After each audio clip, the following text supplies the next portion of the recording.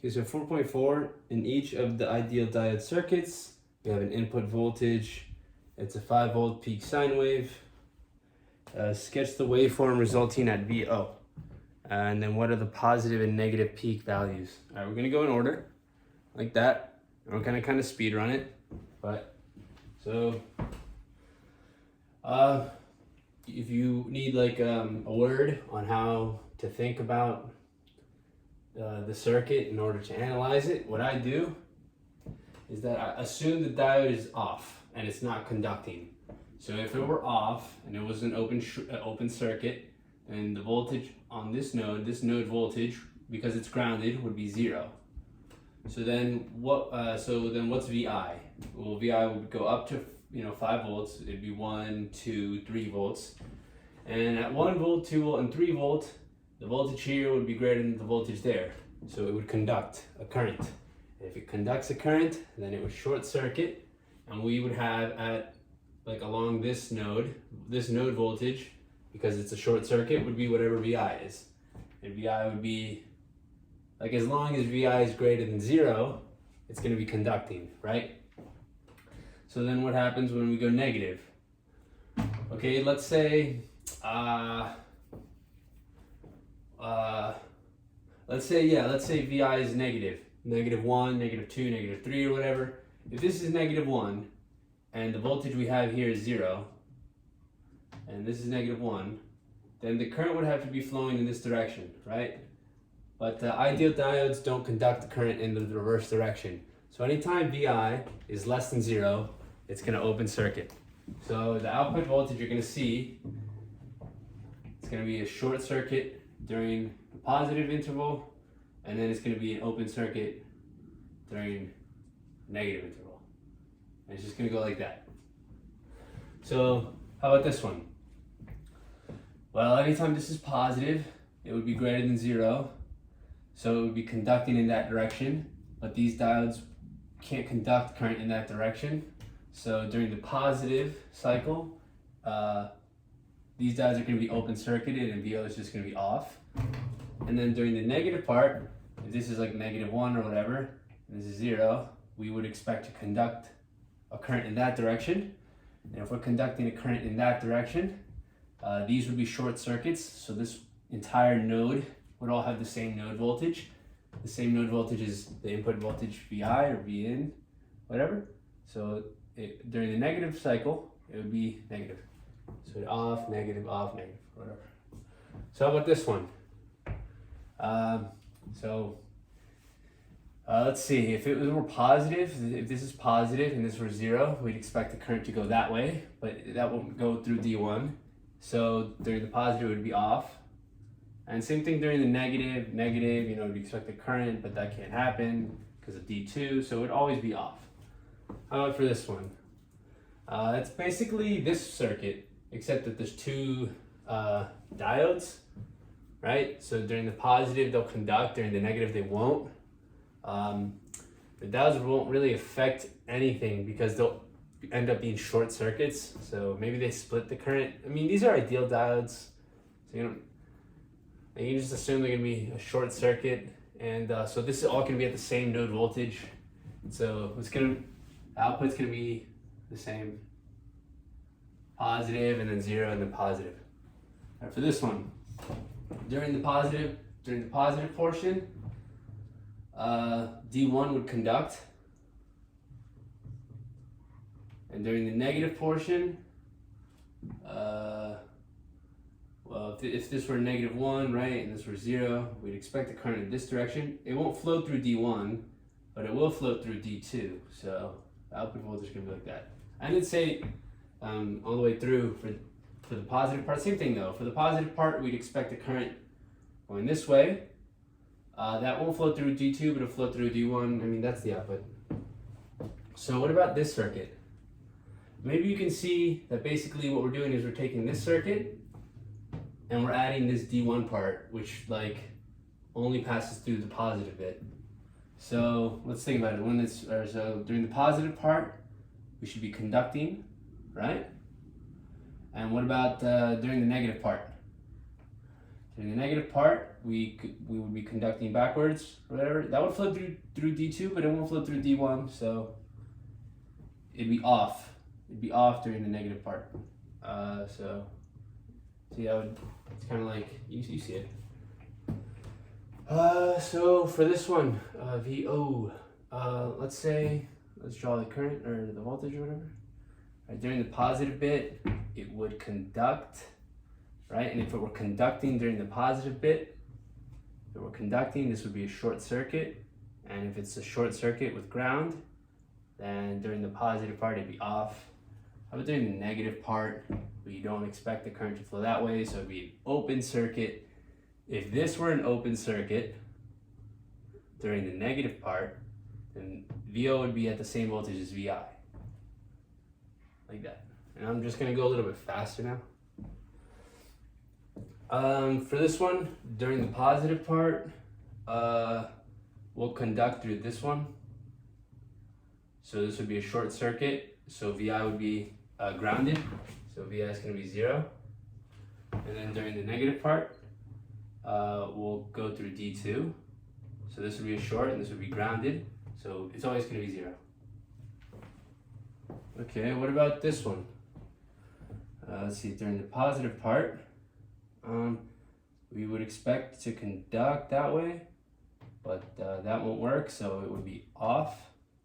So that would be an open circuit. So this entire node voltage would be the same as this positive part.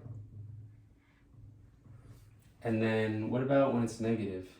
We could expect the current to go that way. So I'll replace this with a short circuit. And then we just have VI, like 2 resistors to ground. It works like a voltage divider to produce this VO. So the output would, it'd have a peak of negative 2.5, And how about this one? This is supposed to be grounded, I think. Yeah, so. How about during the positive part? Yeah, sure, we can conduct during the positive part. And that would make this a short circuit. So VO would be at the same voltage as VI. And there we go. And what about during the negative part? We would expect the current going this way. It won't go through D1, but it could just go through the resistor. And so, again, we have this voltage divider, and we'd get half the negative peak, negative 2.5. How about for this last one? At first glance, it was tricky for me to understand how this one works, but let's look at it like this. We have a 1 milliamp current source, so we know that current source is going to always force a 1 milliamp current through that resistor, like it's always going to be forcing 1 milliamp down this way. And if we're forcing 1 milliamp down this way, then we're going to have a voltage drop across that resistor of 1 volt. So and then maybe that runs straight to ground. Maybe that splits up. Well, we know for sure that we're gonna have a 1 volt voltage drop across that resistor due to the current source, right? Because that current source will always force a 1 milliamp current through that resistor. So let's look at D1 and D2. Okay, so think about the D1, right? If D1 were on or off, let's see, let's draw the VI. Yeah, I am kind of trying to do this on the fly. So V1, let's say it's positive. While it's positive,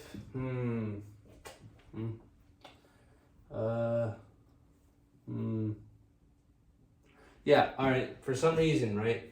If the diode were on during this positive bit, then we would have a short, right? And this would be some positive voltage. Like it would follow VI. And if it were to follow VI, then we would have a current coming through here through D2 to ground. And if that were to happen, then that would mean D2 is short circuited.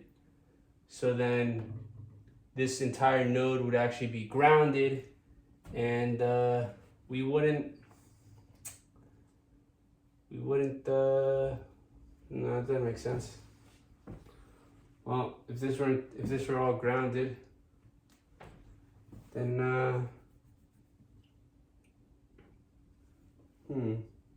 then we would have 0 volts here, and this would be some higher voltage, so that would be an open circuit.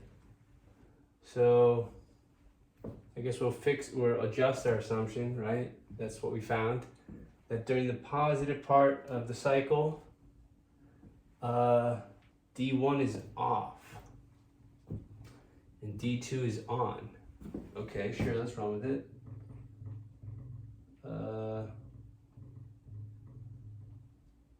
I'm gonna just justify this by saying, yes, I'm showing you how I would approach the problem. So how about during the negative part? Let's just say D1 were on during the negative part, so that would be a short circuit. So at this node voltage, we'd expect this negative current, or negative voltage. And if this were a negative voltage and this were ground, we won't expect the current to be going in that direction through D2, so D2 would be off, and the voltage here would just be following the input voltage V1. And that all works out, like you get it, like legally, everything's satisfied.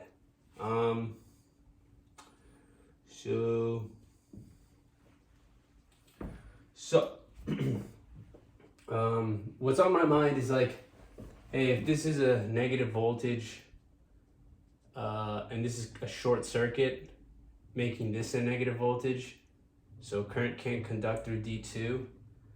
Because it's a negative voltage, doesn't that mean that the current's conducting in that way, in that direction? And to that, I'd say, no, not necessarily, right? Like, what if this is open circuited, right? What if the voltage over here is even lower than the voltage here, or higher? Yeah, if the voltage is higher here, lower, that negative value, then we'll have current going through here. And that would make this a short circuit because it's conducting, it's on. So that would make this entire node voltage, like before the resistor and before the rest of the circuit, that would make it follow VI, so it'd be that negative part. And that all works out, like assumption and then check. So finally, so what's VO then? If during the positive input during the positive piece of the input source, this signal doesn't contribute anything to VO. So this is, and D2 is on, so this is all grounded. We have a 1 volt drop across the resistor. So during the positive bit, it's just gonna be at 1 volt. And then during the negative bit, this was an open circuit. This was a short circuit. This node voltage was following VI. And so we'll be, that negative voltage at this node. But we have a voltage drop of 1 volt across the resistor. So we cross over that, we, jump over it. We gain that 1 volt. So it would be this negative 5 volt peak sine wave plus 1 volt. So it'd go like that down to negative 4 volts. And so 1 to negative 4, 1 to negative 4. So yeah, that's it. Because that last problem was so rough, just again, go ahead and start with what you know for sure. That current is always gonna force a constant 1 milliamp through that branch, and that's a constant resistor. So you're always gonna have that 1 voltage drop across that resistor, no matter what. Like, that is set in stone. That 15 volt source or whatever, it doesn't matter. We have this current source forcing that current across that resistor, producing that 1 volt's voltage drop. So then what do we do? With diodes, ideal diodes, we assume one is on or one is off, and then we check like which node voltages we find and see how those coincide with the operation of an ideal diode. We assumed D1 was on during this If it were on, that's a short circuit, so we have a positive voltage here, but that would make D2 conduct, so that would make this all grounded. And if this node is grounded and VI over here is some positive value, then D1 won't conduct, so it'll be off, right? And but you can see what I'm trying to say here. And then during the negative part, same thing. We'll assume D1 is a short again. If it were negative, then D2 would be off. So this would be a short circuit. So this negative voltage would be this negative part. And then to get to VO, we just add that 1 volt. And there you go.